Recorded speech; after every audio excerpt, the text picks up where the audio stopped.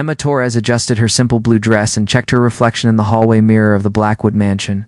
At 26, she had been working as a nanny for 3 years, but this job felt different. Sprawling estate overlooked the Pacific Ocean, and every morning brought the same routine. Prepare breakfast, wake 6-year-old Grace, and maintain professional distance from her employer. The sound of small feet running down the marble staircase made Emma smile. Grace Blackwood appeared in pink pajamas, her dark curls bouncing as she launched herself into Emma's arms. "Good morning, sunshine," Emma laughed, catching the energetic child. "Ready for pancakes? With chocolate chips?" Grace asked hopefully. "Just a few," Emma winked, leading her toward the kitchen. The businessman's dilemma, Daniel Blackwood, descended the grand staircase 15 minutes later, already dressed in his charcoal suit. At 34, he commanded respect in every room he entered. His tech company had made him one of the youngest billionaires in California, but success came with a price. His wife Rebecca had died in a car accident 2 years ago, leaving him to raise Grace alone. "Daddy," Grace called out, syrup dripping from her fork. Emma made princess pancakes. Daniel's stern expression softened as he looked at his daughter. Emma noticed how his green eyes crinkled when he smiled genuinely. She had observed this transformation countless times, yet it still caught her off guard. "They look delicious." "Sweetheart," he said, ruffling Grace's hair before turning to Emma. "Could I speak with you privately after breakfast?" Emma's stomach tightened. In 3 years, he had never requested a private meeting. She nodded, continuing to cut Grace's pancakes while her mind raced through possible reasons. An unexpected crisis after Grace skipped off to play in her room. Emma found Daniel pacing in his study. Tall windows overlooked the manicured gardens, but he seemed oblivious to the beautiful view. His usually perfect hair was disheveled, and she noticed his hands shaking slightly. "Mr. Blackwood, is everything all right?" Emma asked, remaining near the doorway. He stopped pacing and faced her. "Emma, I need to ask something that will sound completely insane." Her heart hammered against her ribs. "What is it?" "I received a call this morning from Tokyo. The Yamamoto Corporation wants to meet with me about a merger that could save my company from a hostile takeover." Ran his hands through his dark hair.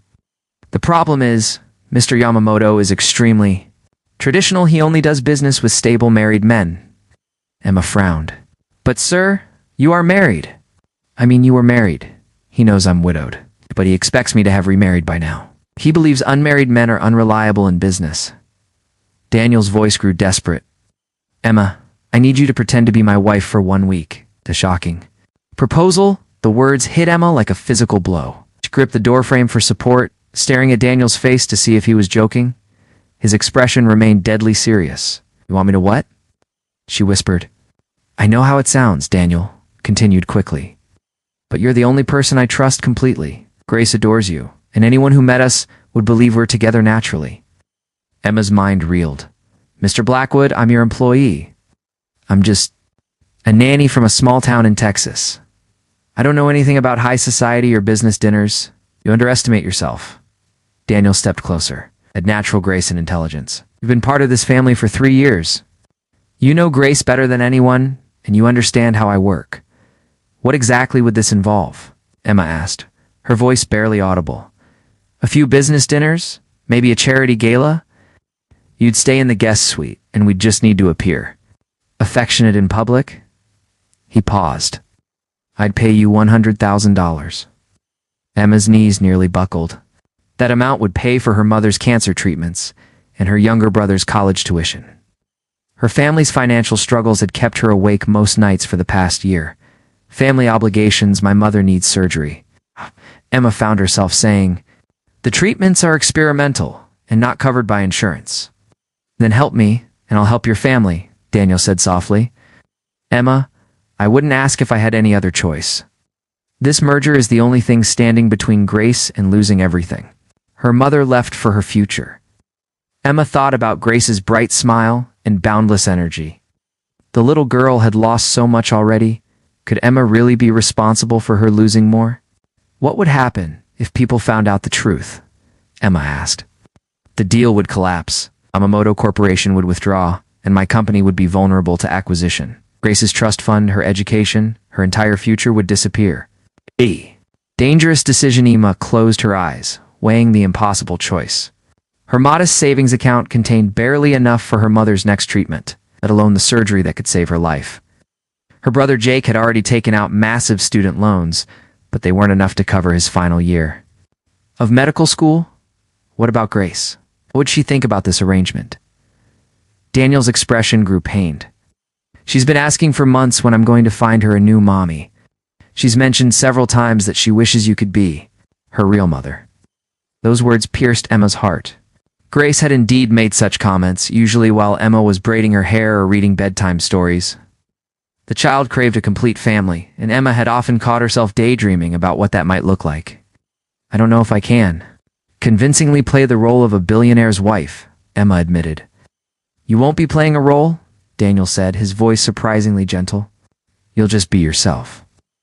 The woman who makes Grace laugh every day is the woman who runs this household better than any professional could. The woman who... He stopped abruptly. Who what? Emma prompted. Daniel looked away. The woman who has made this house feel like a home again. The point of no return, the felt heat creep up her neck. In 3 years, Daniel had maintained perfect professional boundaries. He was polite but distant, never sharing personal details or acknowledging the way her pulse quickened when he entered a room. When would this start? She asked. Monday. The meetings begin Monday evening with the dinner at the Ritz-Carlton. Emma had exactly 3 days to transform from a nanny into a convincing billionaire's wife. The thought terrified and thrilled her in equal measure. I need to think about it, she said. Of course, take all the time you need, but Emma. Daniel moved closer and she caught the scent of his cologne. I want you to know that regardless of your decision, you'll always have a place in Grace's life. She needs you. As Emma walked back toward the kitchen, her mind churned with possibilities and fears. Could she really pull off such an elaborate deception? More importantly, could she spend a week pretending to be married to the man she had been secretly in love with for 2 years without revealing her true feelings? A mother's love that evening. Emma called her mother from her small apartment above the garage. Margaret Torres had raised Emma and Jake alone after their father left when Emma was 12. Despite working 2 jobs, she had always prioritized her children's education and happiness. Sweetheart, you sound worried, her mother said after Emma's careful explanation of a bonus opportunity at work. Mom, how's the pain today? Emma asked instead of answering. Oh, you know me? I'm tougher than old boots. But Emma could hear the exhaustion in her voice. Don't you worry about me, honey. Focus on that beautiful little girl you care for. After Hanging up, Emma sat in her tiny living room, staring at the stack of medical bills on her coffee table. The numbers blurred together, but the total remained frighteningly clear. Without the experimental treatment, her mother had perhaps 6 months to live. The decision may have barely slept that night, tossing between hope and terror. By sunrise Saturday, she had made her choice. She would accept Daniel's proposal, not just for the money, but because she genuinely wanted to help Grace keep her family's legacy intact. When she knocked on Daniel's study door that morning, hands were steady for the first time in days. I'll do it, she said simply. Daniel's relief was visible. Thank you, Emma. I promise I'll make this as easy as possible for you. What's the first step? She asked. Shopping. Daniel smiled. For the first time since Thursday, you'll need an entirely new wardrobe. We should probably get you a wedding ring. The mention of a wedding ring sent butterflies dancing in Emma's stomach. For 1 week, she would wear Daniel Blackwood's ring and pretend to be his wife. The line between fantasy and reality was about to become dangerously blurred. As Emma walked back to her apartment to pack for the most important week of her life, she couldn't shake the feeling that nothing would ever be the same again. She was about to step into a world of luxury and deception, armed with nothing but her love for Grace and her desperate hope that she could pull off the performance of a lifetime. The game was about to begin, and Emma Torres was all in. Sunday morning arrived with California sunshine streaming through the mansion's floor-to-ceiling windows. Emma stood in the guest suite that would be her home for the next week. Surrounded by shopping bags from Beverly Hills' most exclusive boutiques, the previous day's shopping expedition with Daniel's personal stylist had been overwhelming. Miss Torres, are you ready for your etiquette lesson? Called Beatrice Morgan, the elegant woman Daniel had hired to prepare Emma for high society events. Emma, smoothed her new silk blouse, and opened the door. Beatrice was 50-something with silver hair pulled into a perfect chignon and eyes that missed nothing. "We have exactly 6 hours to polish your social skills," Beatrice announced, gliding into the room. "Let's begin with posture." For the next 3 hours, Emma learned to walk in designer heels, hold a wine glass properly, and make small talk about art and politics. Her natural intelligence helped her absorb the lessons quickly, but she felt like an actress preparing for the role of a lifetime. Grace's innocent questions during lunch. Grace peppered Emma with curious questions while they shared sandwiches. In the garden. "Emma, why are you wearing such fancy clothes?" the 6-year-old asked, tilting her head. "And why did Daddy buy you that pretty ring?" Emma looked down at the stunning diamond on her left hand. Daniel had presented it that morning, explaining it was a family heirloom that had belonged to his grandmother. "Well, sweetheart, sometimes grown-ups have to dress up for important meetings," Emma said carefully. "Your daddy has some very important business this week. Are you going to be my new mommy?" Grace asked, with hopeful eyes. Emma's heart clenched. "Oh, Grace, you know I love you very much, don't you?" "Yes, but I want you to love Daddy too, so you can stay forever." Before Emma could respond, Daniel appeared on the terrace. Looking devastatingly handsome in casual khakis and a white button-down shirt. "How are my favorite girls doing?" he asked. And Emma noticed how naturally the possessive phrase rolled off his tongue. "Daddy, I was asking Emma if she's going to marry you," Grace announced with characteristic directness. Daniel's eyes met Emma's across the table. She saw a flicker of something she couldn't identify. "What did you tell her?" he asked softly. "Told her that some questions are very complicated," Emma replied, her cheeks warming under his gaze. The first Tess Monday evening arrived faster than Emma expected. She stood before her bedroom mirror, hardly recognizing herself, in the elegant navy dress that hugged her curves perfectly. Her brown hair had been styled in soft waves, and professional makeup enhanced her natural features. A knock on her door made her pulse quicken. "Emma, it's time," Daniel called. When she opened the door, his reaction was immediate and unmistakable. His green eyes widened, traveling from her face down to her heels and back up again. "You look stunning," he said, his voice rougher than usual. "Thank you," Emma whispered, accepting the wrap he offered. When his fingers brushed her shoulders, electricity shot through her body. "Are you ready for this?" Daniel asked as they walked toward his black Mercedes. "As ready as I'll ever be," Emma replied, though her stomach was doing somersaults. Dinner at the Ritz-Carlton. The Ritz-Carlton's private dining room was filled with Tokyo's most powerful business leaders. Emma recognized Mr. Yamamoto immediately from the photos Daniel had shown her. He was a distinguished man in his 60s with sharp eyes that seemed to evaluate everything. Danielson, Mr. Yamamoto, greeted them with a slight bow. "This must be your beautiful wife." "Emma, darling," Daniel said, his arms sliding around her waist with practiced ease. "Right. I'd like you to meet Mr. Yamamoto." Emma bowed gracefully, grateful for Beatrice's lessons. "It's an honor to meet you, Mr. Yamamoto. Daniel has told me so much about your innovative work." As the evening progressed, Emma found herself genuinely enjoying the conversations. Mr. Yamamoto's wife, a petite woman named Akiko, was charming and asked thoughtful questions about Emma's life with Daniel and Grace. "How do you balance your role as stepmother with your husband's demanding career?" Akiko asked over the main course. Emma's throat tightened. The word stepmother hit her unexpectedly hard. "Grace makes it easy," she said honestly. "She's the most wonderful child I've ever known. Being part of her life is a privilege, not a burden." Daniel's hand found hers under the table, squeezing gently. When she looked at him, his expression was soft and grateful. "You can see how much they adore each other," Daniel told the table. "Emma has brought such joy to our family." Sincerity in his voice made Emma's heart race. For a moment, she forgot they were acting. Dangerous territory back at the mansion. Emma kicked off her heels and collapsed onto the living room sofa. Daniel loosened his tie and poured 2 glasses of wine. "We're incredible tonight," he said, handing her a glass. "Even I almost believed we were really married." Emma took a sip of wine, studying his face. "What gave us away?" "Nothing. That's what worries me." Daniel sat beside her, closer than necessary. "Emma, I need to ask you something, and I want you." To be honest, what? Are you finding this as difficult as I am? Emma's pulse quickened. What do you mean? I mean pretending that touching you doesn't affect me. Pretending that when you smile at me across a dinner table, my heart doesn't stop. Daniel set down his wine glass and turned to face her fully. I mean pretending that I haven't been fighting feelings for you for months. The confession hung in the air between them like a live wire. Emma stared at him, hardly daring to breathe.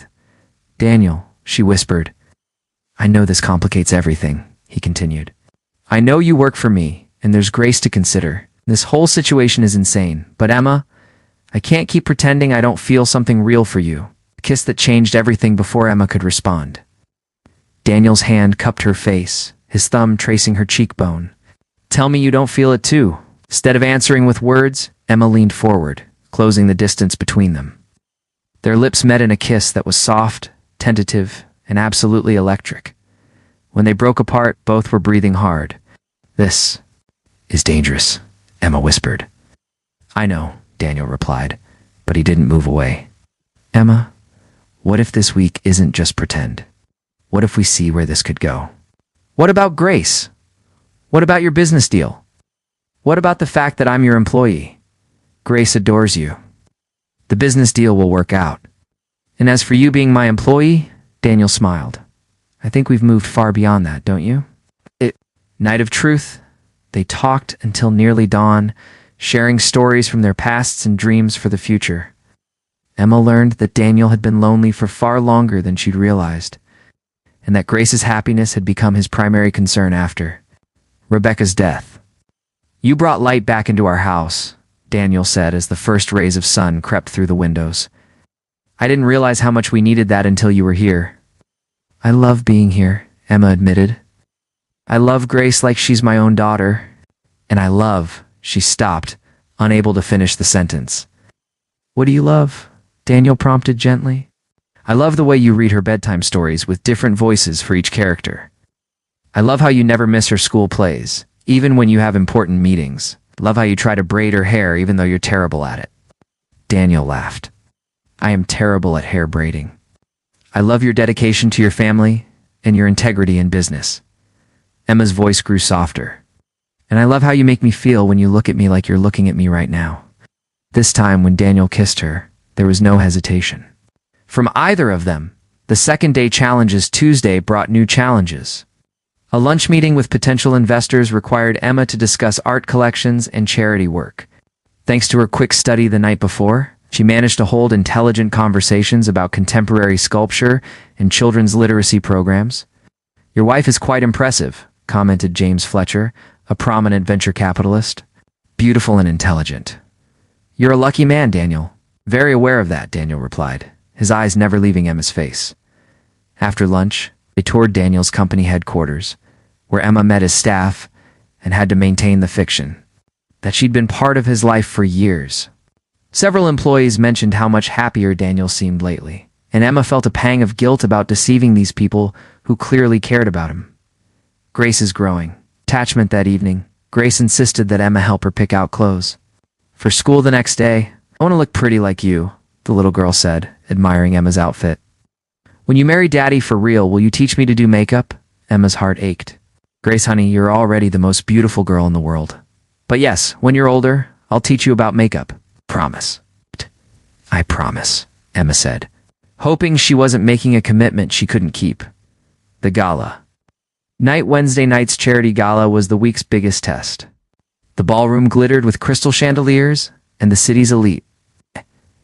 Emma wore a stunning emerald gown that Daniel had insisted suited her perfectly. Mrs. Blackwood approached a woman with diamonds dripping from her ears. I don't believe. We've met.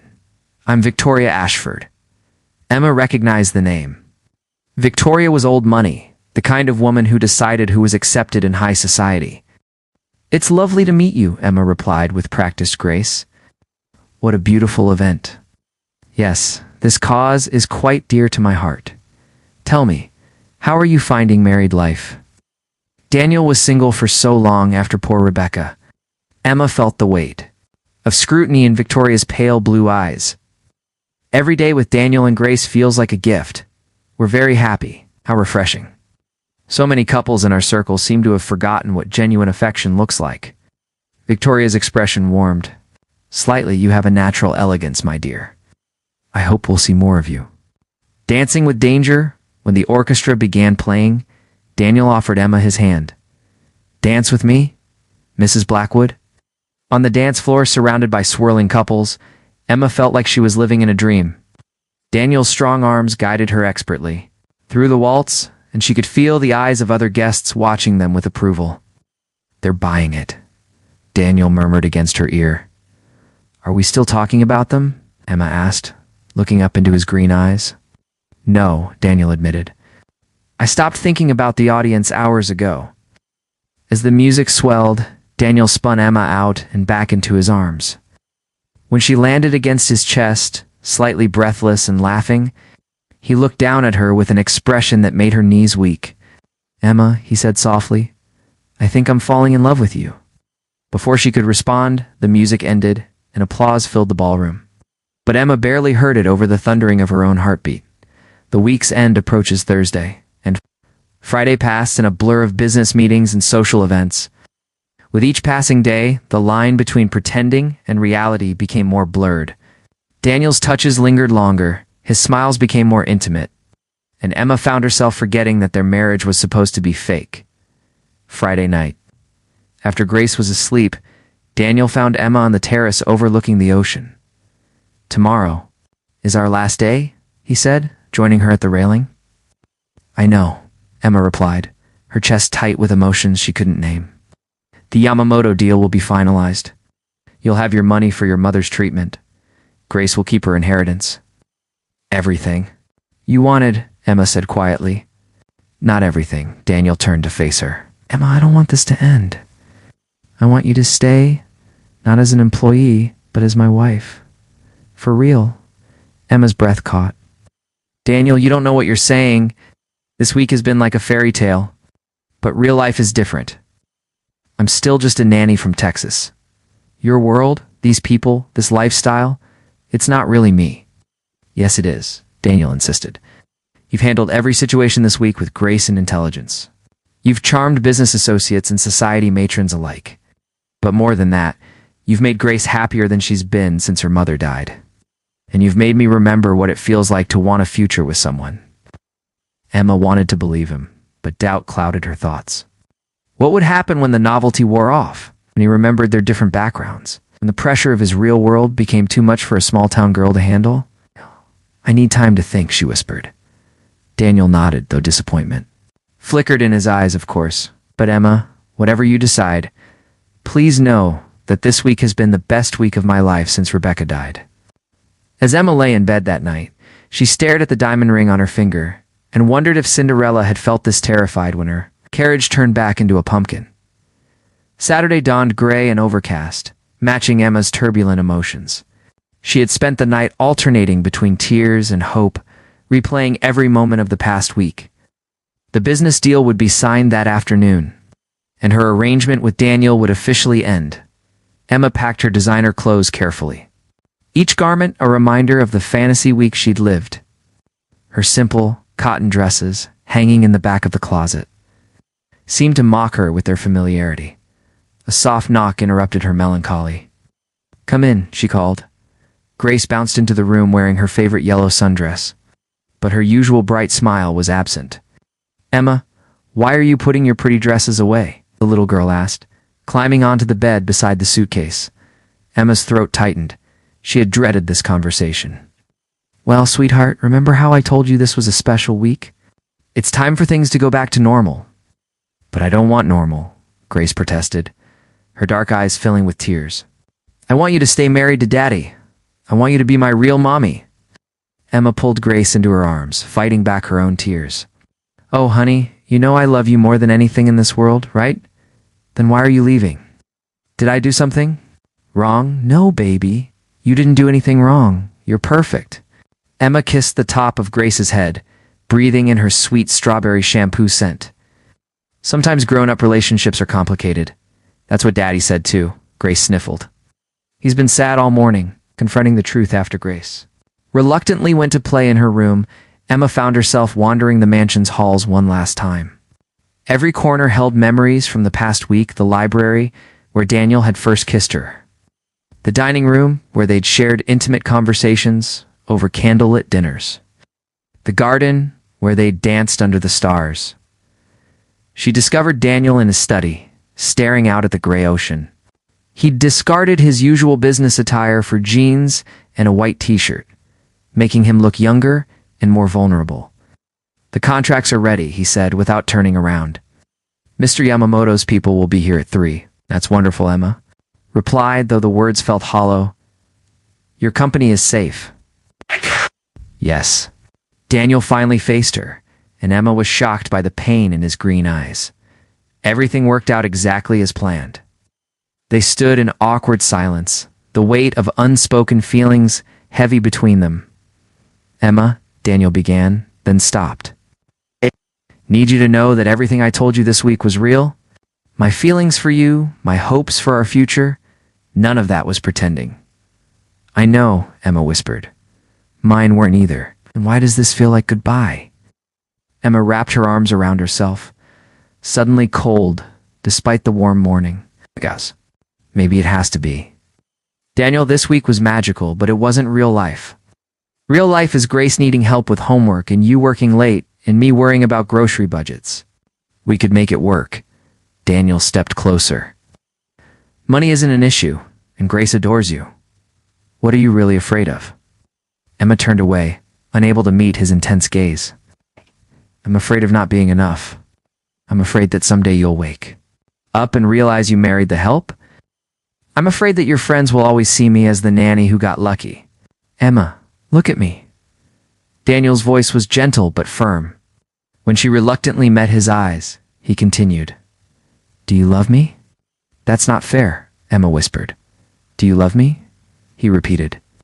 Yes, the word escaped before she could stop it. "Yes. I love you. I love you so much it terrifies me."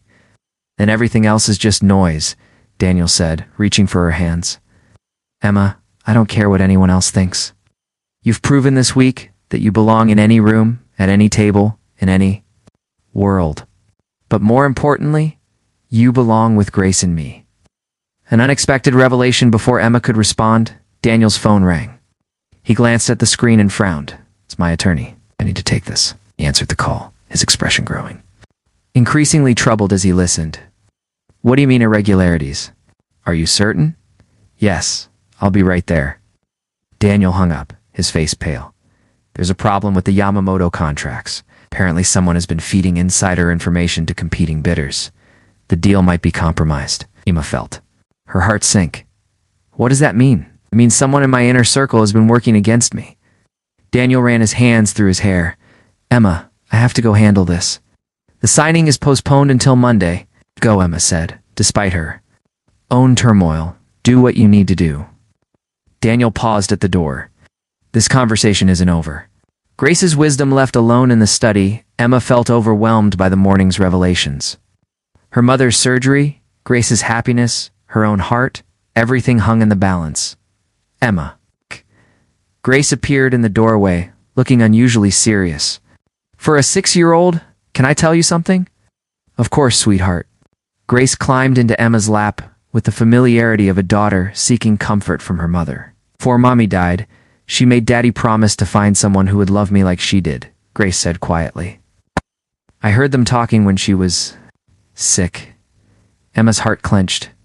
"Grace, honey, I think Mommy sent you to us." Grace continued with the simple faith of childhood.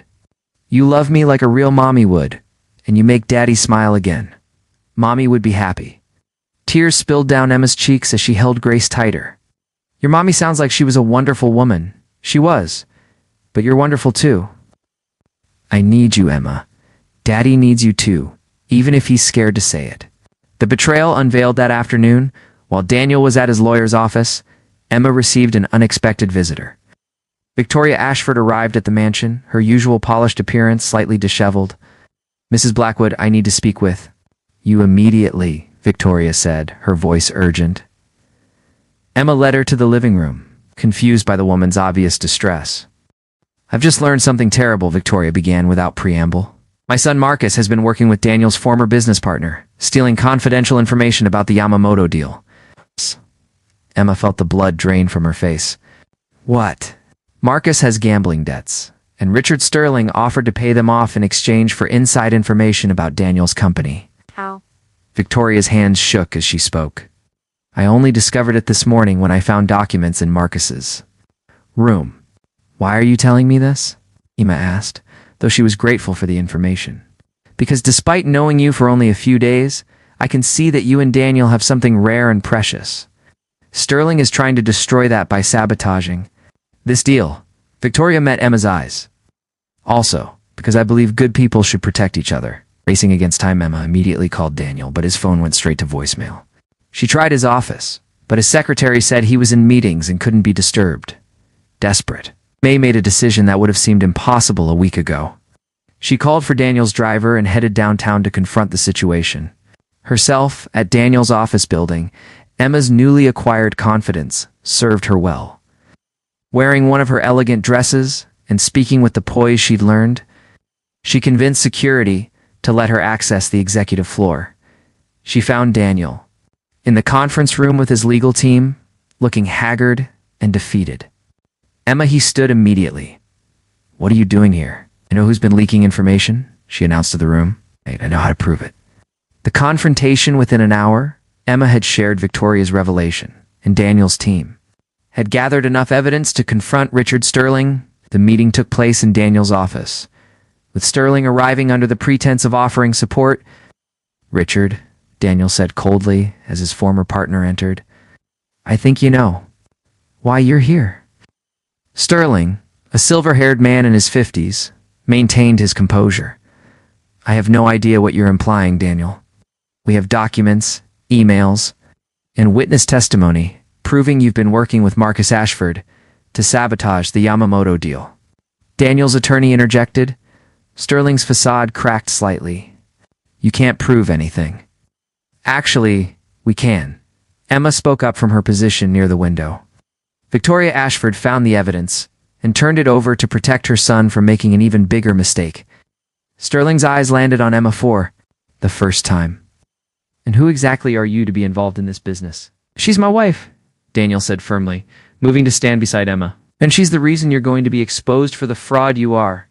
The victory by evening, Richard Sterling had been arrested for corporate espionage, and the Yamamoto deal was back on track. Mr. Yamamoto, impressed by Daniel's quick resolution of the crisis and his wife's loyalty in helping solve it, agreed to sign the contracts Monday morning. Emma and Daniel returned to the mansion, exhausted but victorious. Grace had already eaten dinner with the housekeeper and was waiting in the living room in her pajamas. Did you save Daddy's company? She asked Emma seriously. We saved it together, Emma replied, including Daniel in her answer. Good, Grace said matter-of-factly. Now can we talk about the wedding? Daniel and Emma exchanged glances over Grace's head, both realizing that their pretend marriage had become something neither could imagine living without. The real proposal later that evening. After Grace was asleep, Daniel found Emma on the terrace, where they'd shared so many conversations during the week. Emma, he began, then dropped to one knee. Emma's hands flew to her mouth. Daniel, what are you doing? Something I should have done days ago, he replied, pulling out a different ring, not his grandmother's family heirloom, but a stunning solitaire that caught the moonlight. Emma Torres. This week started as a business arrangement, but it became the most real thing in my life. Tears streamed down Emma's face as she listened. You've shown me that love isn't about social status or business deals. It's about finding someone who makes you want to be better. Someone who loves your child as fiercely as you do. Someone who will fight for your family when everything falls apart. Daniel, Emma whispered, I love your strength, your compassion, your intelligence, and the way you make pancakes shaped like princesses, Daniel continued, his voice thick with emotion. I love how you've made Grace bloom with happiness, and I love how you've made me remember what it feels like to hope for tomorrow. He held up the ring. Emma Torres, will you marry me? For real this time? Will you be my wife and Grace's mother? And help me build a life that's worthy of the love you've brought to our family. The answer. Emma looked down at Daniel's earnest face, then at the ring that represented not a business deal, but a promise of forever. She thought about Grace sleeping, Upstairs, dreaming of a complete family, she thought about her mother, who would soon receive the treatment she needed thanks to this arrangement that had become so much more. Most of all, she thought about the man kneeling before her who had shown her that love could transform anyone's life if they were brave enough to accept it, as she said, her voice strong and certain. Yes, I'll marry you. I'll love you and Grace for the rest of my life. Daniel slipped the ring onto her finger and stood to kiss her. A kiss that tasted of promises and hope and happy endings. 6 months later, the garden ceremony was small and perfect, attended by family and the friends who had become dear to them over the months of planning. Grace served as the most important member of the wedding party, wearing a pale pink dress and carrying a basket of rose petals, as Emma walked down the aisle toward Daniel. She thought about the journey that had brought them here, the fake marriage. That had become real love. It's the business arrangement that had blossomed into a family. Mr. Yamamoto and his wife sat in the front row, beaming with approval. Victoria Ashford dabbed at her eyes with a lace handkerchief. Emma's mother, healthy and radiant after her successful surgery, held Jake's arm as they watched Emma marry the man of her dreams. When Daniel lifted Emma's veil and looked into her eyes, he whispered words only she could hear. "Thank you for saving us all." Emma smiled, her heart full to overflowing. "Thank you for showing me that fairy tales can come true." As they kissed to seal their real marriage, Grace threw rose petals in the air and declared loudly enough for everyone to hear, "Now we're a forever family." The guests laughed and applauded, but Emma and Daniel only had eyes for each other and the daughter they would raise together in a house filled with love. And the kind of happiness that comes from choosing to build a life based on truth. Rather than pretense, the nanny's dangerous deception had ended, but Emma Blackwood's real life was just beginning.